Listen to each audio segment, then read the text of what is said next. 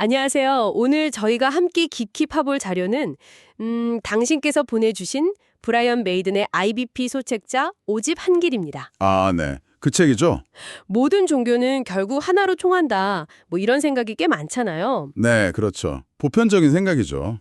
근데 이 책은 정면으로 반박하면서 왜 기독교만 유일한 구원의 길이냐 그 논리를 파고들거든요. 맞습니다.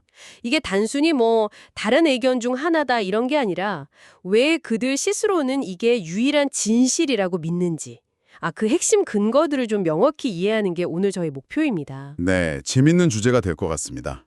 이 책은 말씀하신 대로 모든 길은 산 정상으로 통한다는 식의 종교다운주의나 보편주의에 아주 강하게 도전하죠. 네. 기독교의 주장이 단순한 철학적 견해, 뷰가 아니고 역사 속 실제 사건에 기반한 어떤 특별한 소식, 뉴스라는 점을 강조하는 게 논증의 시작점이에요. 소식이요? 뉴스. 흥미롭네요. 보통 간디 같은 분들도 종교의 핵심은 같다고 말했는데 이 책은 뭐 시작부터 예수 본인부터가 아예 그런 입장이 아니었다고 딱 잘라 말하는군요. 네, 그렇습니다. 아주 단호하죠. 좀 강한 주장인데요. 예수가 스스로 유대교의 하나님 계시라는 틀 안에서 활동하면서도 내가 곧 길이요 진리요 생면이니 나로 말미암지 않고는 아버지께로 올 자가 없느니라. 요한복음 14장 6절이죠. 이 선언을 했다는 점을 핵심 근거로 들어요. 그 구절. 네, 그러니까 흔히 생각하듯 모든 종교가 같은 신을 다른 이름으로 부르는 게 아니라 성경의 하나님은 인격적인 창조주고 피주 세계와는 근본적으로 다르다. 이렇게 설명을 하죠. 예를 들어 베드로가 사도행전에서 다른 이름으로는 구원을 받을 수 없다고 외친 거나. 네, 행사장 12절. 그렇죠.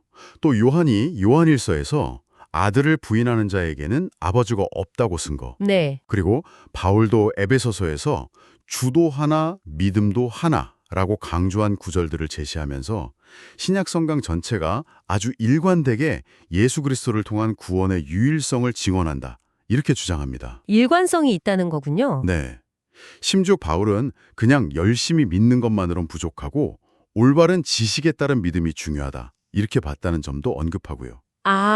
여기서 이제 기독교가 다른 종교랑 근본적으로 다르다고 보는 핵심적인 차이, 이게 좀 드러나는 것 같아요. 단순한 가르침의 차원을 넘어서는 이야기인 거죠? 정확합니다. 이 책이 정말 힘주어 말하는 부분이 바로 이건데요.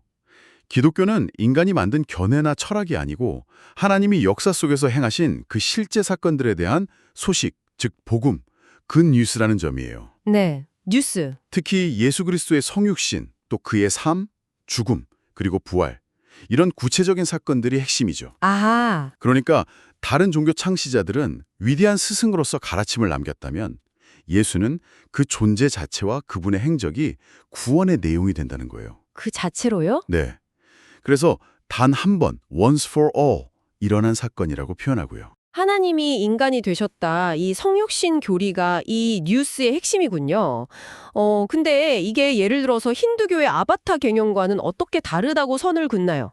좋은 질문입니다. 책에서는 그 힌두교의 화신, 아바타 개념은 좀 반복적이고 신화적인 성격이 강하고 때로는 동물 형태로도 나타나잖아요. 네, 그렇죠. 반면에 예수의 성육신은 역사적 인물 안에서 일어난 딱 한 번뿐인 유일하고 영원한 사건이라는 걸 강조해요. 그리고 결정적으로 예수는 스스로 신적인 권위를 주장했고 또 그렇게 행동했다는 점, 이게 다른 종교 창시자들과 구별되는 지점이라고 보고 있습니다. 그렇군요. 성육신이 누구인가에 대한 답이라면 다음으로 중요한 건 그가 무엇을 했는가일 텐데 여기서 이제 속죄의 개념이 등장하는군요. 죄의 문제를 어떻게 다루죠? 네, 이 책은 성경이 진단하는 인간의 근본 문제가 바로 죄, 그러니까 창조주 하나님에 대한 반역 상태라고 봅니다. 이게 좀 다른 종교들이 무지, 힌두교, 나 번뇌, 욕망, 불교 같은 걸 문제 삼는 것과는 대조적이죠. 문제 정의부터 다르네요. 네, 그리고 예수의 죽음은 바로 이 죄의 문제를 해결하기 위한 대속적 희생으로 해석하는 거죠.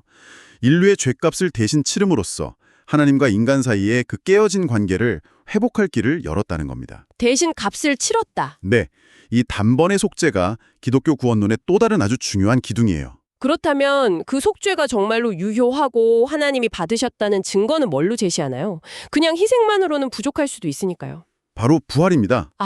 부활. 네, 책은 예수의 부활을 그의 신성, 그리고 그 속죄 사역의 효력을 하나님께서 공적으로 인정하신 결정적인 역사적 증거로 제시합니다. 죽음이라는 그 인류 공통의 운명을 이겨냈다는 점에서 다른 어떤 종교 지도자와도 비교할 수 없는 유일한 주, 로드가 되신다는 논리죠. 그래서 기독교를 흔히 은혜의 종교라고 부르는군요. 맞습니다. 아까 말씀하신 성육신, 속죄, 부활, 이 사건들을 믿음으로 받아들이는 게 핵심이지 인간의 어떤 노력이나 행위로 구원을 얻는 게 아니다, 이런 거네요. 네, 맞아요. 책은 바로 그 점을 기독교와 다른 종교들 사이에 아주 근본적인 차이라고 강조해요. 대부분의 종교가 인간의 노력, 수행이나 율법 준수 같은 행위를 통해서 구원이나 해탈에 이르려고 하잖아요. 네, 그렇죠. 공덕을 쌓는다거나. 네. 그런데 기독교는 구원이 전적으로 하나님의 선물, 즉 은혜로 주어진다고 말합니다.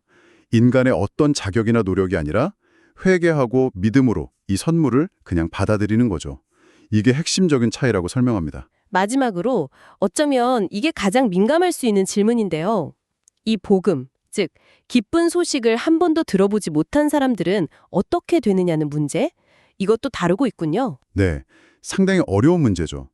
이 책은 로마서 1장을 근거로 들면서 모든 사람에게 창조주 하나님과 그분의 어떤 도덕법에 대한 최소한의 지식, 그러니까 양심이라든지 자연 계시 같은 게 주어졌다고 봐요. 네. 그렇지만 인간은 본성적으로 이걸 거부한다고 설명합니다. 그래서 구원은 여전히 오직 예수 그리스도를 믿는 믿음을 통해서만 가능하고 다른 길은 없다고 좀 단호하게 말하죠. 단호하군요. 네. 다만 복음을 듣지 못한 사람들 가운데 하나님께서 어떤 특별한 은혜로 구원하시는 경우가 있을지는 우리가 단정할 수는 없다. 이런 여지를 남기기는 해요. 그렇지만 구원의 확신은 오직 복음을 듣고 믿을 때만 주어진다고 강조하고요. 아하. 결국은 그래서 이 복음을 전하는 게 왜 중요한가 이런 이야기로 귀결되는 거죠. 네. 오늘 우리는 오직 한 길, 이 책을 통해서 기독교가 왜 스스로를 유일한 구원의 길이라고 주장하는지 그 내부 논리를 좀 따라가 봤습니다. 핵심은 그게 어떤 철학이나 윤리가 아니라 예수 그리스도라는 특정 인물의 성육신, 대속적 죽음, 부활, 이런 역사적 사건에 기반하고 있다는 점. 그렇죠. 그리고 구원은 인간의 공로나 노력이 아닌 하나님의 은혜라는 선물로 주어진다는 주장이었습니다. 네, 맞습니다. 결국 이 책은 모든 길은 결국 통한다는 그런 생각 대신에 특정 인물과 그가 일으킨 특정 사건들을 통해 열린 단 하나의 길이 있다. 그리고 그것이 바로 기쁜 소식, 즉 복음이다. 이렇게 선언하고 있는 셈이죠. 오늘 이 분석이 당신께서 이 주장의 논리 구조를 이해하시는 데 좀 도움이 되었기를 바랍니다.